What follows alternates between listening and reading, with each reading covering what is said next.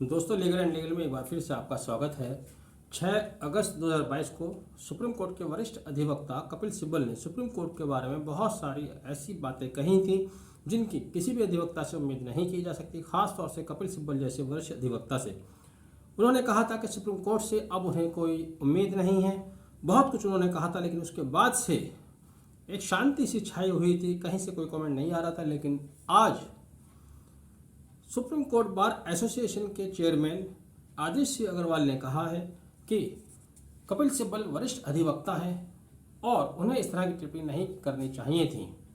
आदेश सिंह अग्रवाल ने कपिल सिब्बल द्वारा की गई टिप्पणियों को अवमानना के रूप में देखा और कहा कि उनके द्वारा की गई टिप्पणियां अशोभनीय हैं।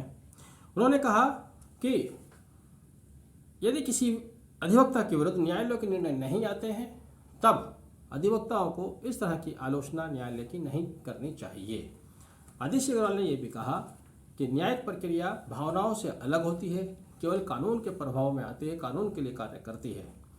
कुल मिलाकर आदेश अग्रवाल द्वारा की गई टिप्पणियां से यह महसूस हो रहा है कि आने वाले अगले दिनों में हो सकता है कपिल सिब्बल के विरुद्ध अवमानना का नोटिस इश्यू हो जाए या उनके खिलाफ अवमानना की कार्रवाई चलाई जाए। ये पहली बार नहीं होगा जब सुप्रीम कोर्ट के किसी अधिवक्ता के विरुद्ध अवमानना की कार्रवाई की जाएगी, अगर की जाती है तो। इससे पहले मशहूर अधिवक्ता प्रशांत भूषण के विरुद्ध भी अवमानना की कार्रवाई चली। बाद में उन्होंने माफ़ी मांगी, उनके ऊपर जुर्माना भी हुआ, भले ही वो 1 रुपये का हुआ। लेकिन यदि इस बार कपिल सिब्बल के विरुद्ध अवमानना का नोटिस इश्यू होता है तो क्या वह पहले की ही तरह होगा या उससे कुछ अलग होगा? ऐसा देखा जा रहा है या ऐसा समझा जा रहा है, यदि सुप्रीम कोर्ट बार एसोसिएशन की तरफ से या सुप्रीम कोर्ट की ओर से कपिल सिब्बल को कोई नोटिस जारी किया जाता है, तब वहाँ जो भी अधिवक्ता और न्यायाधीश हैं, हो सकता है वो 2 खेमों में खड़े हुए नजर आएं। अगर कुछ ऐसा होता है तो भारतीय न्यायिक व्यवस्था के लिए, खास तौर से एपेक्स कोर्ट के लिए, अधिवक्ताओं के लिए ये और भी बड़ी चिंता का विषय होगा।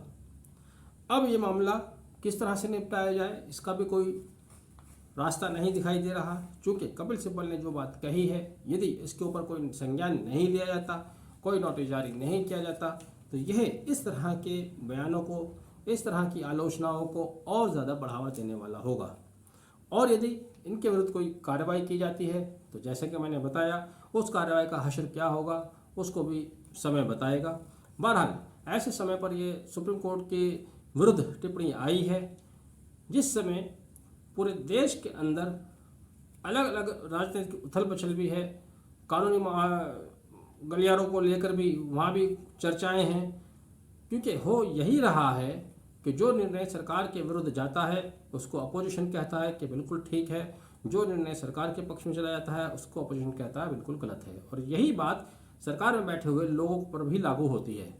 पूर्व में कई ऐसे निर्णय आए जिन पर सरकार की ही तरफ से आलोचना की गई। अभी तो कपिल सिब्बल की बात है या प्रशांत भूषण की बात है।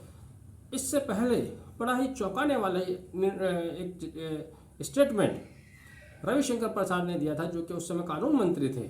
उन्होंने सुप्रीम कोर्ट के एक निर्णय को लेकर कहा था, दूरदर्शन पर आकर, जो कि भारत का राष्ट्रीय चैनल है डीडी न्यूज़, भारत की आवाज़ है। गांव देहात में आज भी डीडी न्यूज़ कुछ पहुँचे ना पहुँचे वो ज़रूर पहुँचता है। वहाँ पर आकर उन्होंने कहा था कि न्यायालय सुप्रीम कोर्ट के लिए कहा था कि न्यायालय जब निर्णय देता है तो उसे लोगों की भावनाओं का ध्यान रखना चाहिए। न्यायालय को ऐसे निर्णय नहीं देना चाहिए जो लोगों की भावनाओं के विरुद्ध जाते हैं। जो कि एक मंदिर का आप जानते हैं, उसमें महिलाओं के प्रवेश को लेकर एक सुप्रीम कोर्ट का जजमेंट था, वो आज तक लागू नहीं हो पाया है। सुप्रीम कोर्ट का ऑर्डर बरकरार है। इसी तरह से आपने देखा कि बाबा राम रहीम का मामला था, जिसमें अमित शाह ने, जो अब गृह मंत्री हैं, उस समय गृह मंत्री भी नहीं थे, उस समय उन्होंने जज साहब को ही कटघरे में खड़ा कर दिया था। उस निर्णय के बाद, उनकी गिरफ्तारी के बाद अम्बाला और पास के शहरों में लोगों द्वारा तोड़फोड़ और आगजनी की गई, दंगा फसाद हुआ। उस पर सुप्रीम कोर्ट ने दंगाइयों को डिफेंड करते अमित शाह ने दंगाइयों को डिफेंड करते हुए जज साहब को ही कटघरे में खड़ा कर दिया और कहा कि जज साहब की गलती थी, उन्हें यह निर्णय नहीं सुनाना चाहिए था। तो ये अचानक नहीं हुआ। इससे पहले गोगोई और 4 जजेस ने एक प्रेस कॉन्फ्रेंस की थी। ये माहौल बहुत दिनों से इस तरह का चल रहा है, बनता आ रहा है। कुल मिलाकर अधिवक्ता होने के नाते, अधिवक्ताओं के नज़रिए से, कानून के नज़रिए से ये स्थिति भारत जैसे बड़े देश के लिए, प्रजातांत्रिक देश के लिए अच्छी नहीं कही जा सकती। इस तरह की बातों का अंतर्राष्ट्रीय स्तर पर भी बुरा प्रभाव पड़ता है। जो कानून के विद्यार्थी हैं, जो कानून में नए नए आ रहे हैं, उनकी मानसिकता पर बुरा प्रभाव पड़ता है। जो वकालत कर रहे हैं, जो वकीलों के पास अपने न्याय के लिए आते हैं, उनकी मानसिकता पर भी गलत प्रभाव पड़ता है। बहरहाल भविष्य बताएगा क्या होगा, लेकिन कपिल सिब्बल के विरुद्ध अवमाननीय कार्रवाई, जैसे कि आज मैंने बताया, आदित्य अग्रवाल का बयान सामने आया है, होना निश्चित दिखाई दे रही है। बहरहाल आपने वीडियो आखिर तक देखा, thank you, have a nice day.